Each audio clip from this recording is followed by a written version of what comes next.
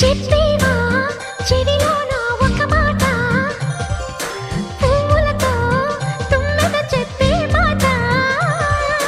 నీ చిరునవ్వు సాక్షిగా తాజ్ మహల్ నాదట, నీ పెదవంచు సాక్షిగా షాజహాను నేనట. నీ తీయని ప్రేమకి నా పెదవే నజరానా, నీ బయటకి నేనిక బానిసనే నెరజానా.